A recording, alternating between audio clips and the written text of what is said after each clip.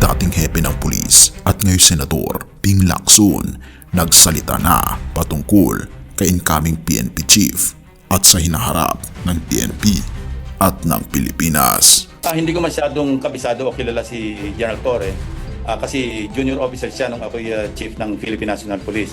Ang narinig ko lamang sa kanya at ang aking na-observan sa kanya, he's a decisive, firm, and mission-oriented na opisyal.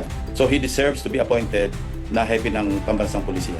Senator-elect and former Police Chief Panfilo Lacson welcomes the appointment of Nicolas Torre III as the next PNP chief.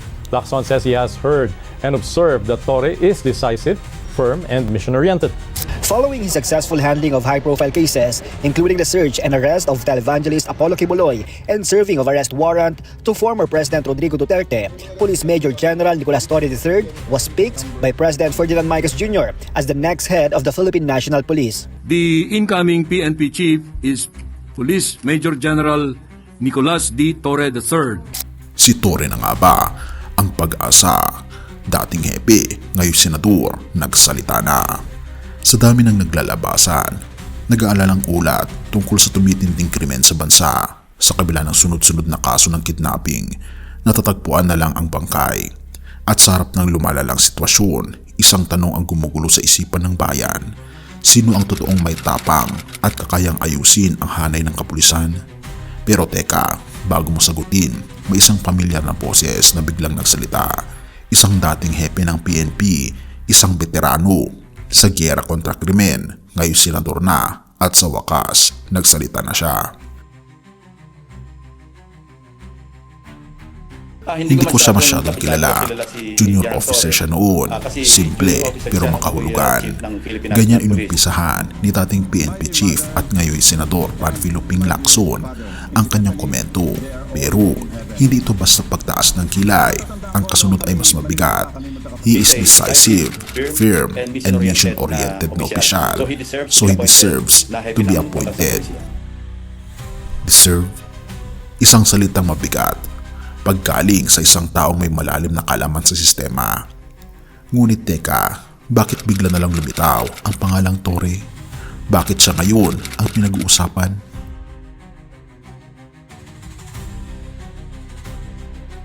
Ito na ang tanong na marami. Kaya ba talaga ni Police Major General Nicolas Torre III ang mabigat na responsibilidad ng pagiging hepe ng PNP? Ang sagot ay hindi lamang nakasalalay sa pagiging decisive.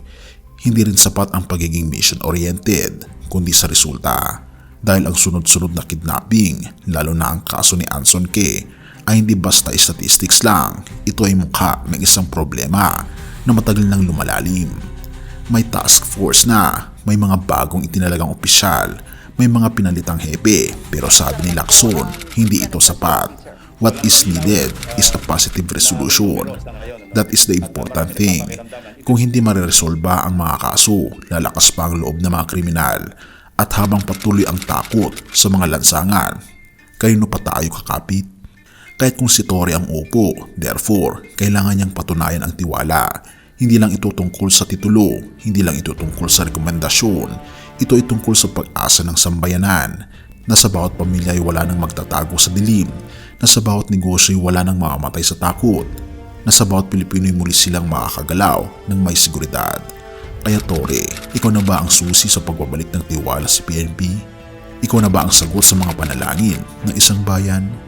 Minsan kailangan ng isang tao para simulan ang pagbabago, pero hindi sapat ang simula. Kailangan ng tapang, aksyon, at pananampalataya sa ating Panginoon Diyos.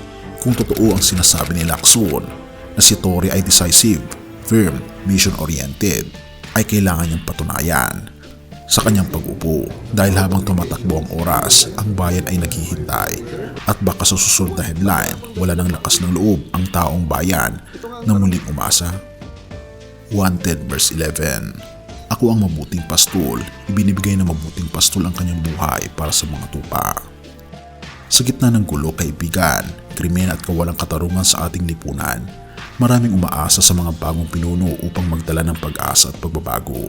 Ngunit ang totoo, kahit gaano pa sila kagaling o katapang, tao lamang sila, may limitasyon, may kahinaan, may pagkukulang. Ngunit ang ating Panginoon ang tunay na mabuting pastol ay hindi katulad ng sinuman. Hindi siya nauubusan ng lakas, ng katarungan at higit sa lahat ng pag-ibig. Kung may kaguluhan sa paligid, kung tila walang katiyakan kahit sino ang maupong lider, ang ating Panginoon Hesus ang katiyakan ng puso ng bawat isa. Ang kapayapaan na hindi kayang ibigay ng gobyerno, ibinibigay niya. Ang hustisya na hindi maabot ng batas, nasa kanyang mga kamay. Ang proteksyon na hindi kayang igarantiya ng sinuman ay nasa ilalim ng kanyang pagkalinga. Kaya habang naglalagay tayo ng pag-asa sa mga bagong leader tulad ni General Torre, huwag nating kalimutang itaas ang ating pananampalataya sa ating Panginoon Hesus dahil siya lang ang tunay na pastol na nagbibigay ng buhay at pag-asa na walang hanggan. Purihin ang ating Panginoong Diyos at tayo manalangin. Ama naming Diyos na makapangyarihan sa lahat, tunay nga po na ang aming Panginoon Hesus ang mabuting pastol. Sa gitna ng kaguluhan sa aming paligid, siya lamang, ikaw lamang o aming Panginoon Diyos, ang aming katiyakan. Gabayin niyo po ang aming mga lider, lalo na ang bagong pinuno ng PNP, naway maging kasangkapan sila ng iyong katarungan, kapayapaan at pagmamahal.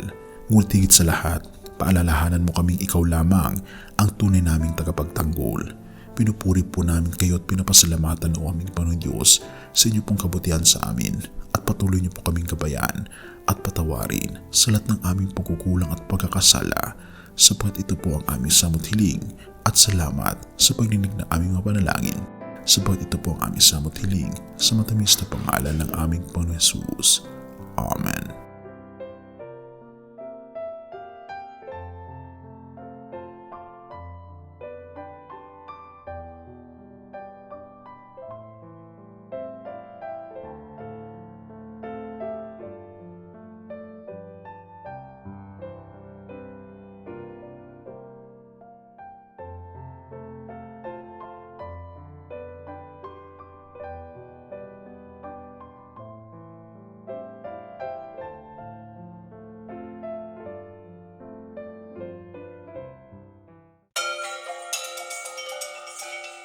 Bago natin ipagpatuloy kaibigan, siya nga pala ang Great Controversy na isa sa mga pinaka-kontrobersyal na libro dahil tumutukoy ito sa mga propesiya sa libro ng Daniel at Revelation na nagaganap na sa panahon natin ngayon bago ang pagdating ng ating Panginoong Diyos ay pinamimigay na namin ng libre sa pamamagitan ng PDF.